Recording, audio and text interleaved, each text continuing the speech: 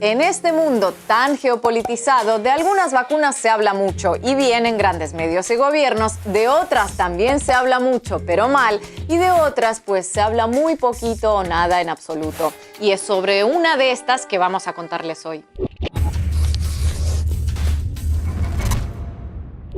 Cuando se anunció que una vacuna latinoamericana acababa de entrar en la fase 1 de pruebas, no hubo fluctuación en las acciones de las bolsas de valores.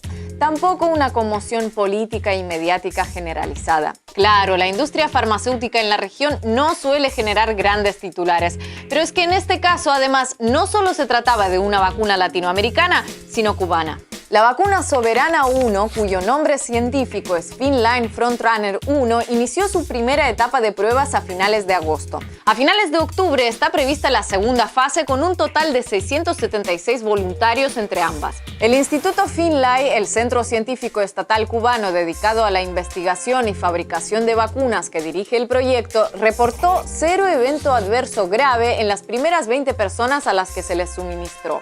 Soberana 1 se aplica en 2 dosis. Está basada en partículas semejantes al virus y se apoya en plataformas de inmunización que ya manejaban científicos cubanos anteriormente. La investigación está acompañada por el Centro Nacional Coordinador de Ensayos Clínicos, un comité independiente de monitoreo de datos y otro de ética. La vacuna candidata de Cuba fue la 30ª a nivel mundial en recibir autorización de la OMS. Hasta ahora, el organismo solo ha otorgado esa distinción a 40 entre las más de 200 investigaciones actualmente en desarrollo en todo el mundo. De esta manera, Soberana 1 no solo se convierte en la primera vacuna candidata de América Latina y el Caribe, sino de momento la única. Calma, pueblo, calma. Ya saben que en Ahí Les Va tenemos respuestas para todos, incluso para quienes ya estén tecleando furiosamente en sus celulares o teclados que qué saben los cubanos de vacunas ni de coronavirus o que quién va a confiar en una vacuna castrocomunista. Además de su sistema de salud, del que por cierto ya hablamos en otro video hace algunos meses y todavía hoy algunos siguen aporreando sus teclados en los comentarios, Cuba tiene una poderosa división de biotecnología impulsada desde hace casi 40 años y cuenta con sus propios laboratorios.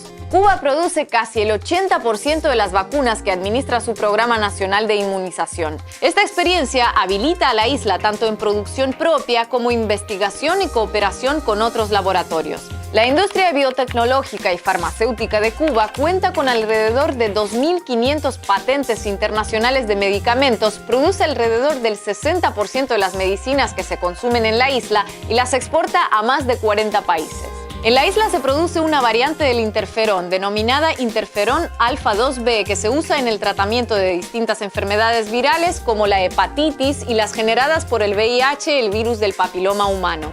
Tras el brote pandémico de coronavirus a inicios de 2020, China comenzó a aplicarlo para tratar a sus pacientes infectados con COVID-19. A pesar de que Soberana 1 es de momento la única vacuna candidata latinoamericana para combatir el coronavirus y del historial cubano en la materia, la noticia pasó casi completamente desapercibida en la mayoría de grandes medios regionales, por no hablar de los gobiernos. Aparte de Nicolás Maduro, que anunció que se realizarían pruebas con voluntarios venezolanos, el silencio fue la regla entre los mandatarios del continente. En redes sociales incluso hubo intentos de negar la existencia de la vacuna cubana. Según los impulsores de la teoría, Soberana 1 no existe, sino que es la vacuna rusa Sputnik V camuflada para que los cubanos se presten como conejillos de indias. Y como fuente de la denuncia, ya saben, lo común para estas ocasiones, Miami me lo confirmó. De hecho, el rumor no tardó en ahogarse solito porque era demasiado absurdo, incluso para los estándares habituales en estos casos. Pero cuidado, porque a la candidata cubana todavía le queda un largo camino por recorrer. La siguiente etapa de pruebas concluiría en enero y los resultados serían anunciados unas semanas más tarde. La aprobación definitiva y su producción en masa recién vendrían meses después. De hecho, debido en parte a ese cronograma, la producción de la vacuna rusa Sputnik en Cuba podría comenzar antes de fin de este año.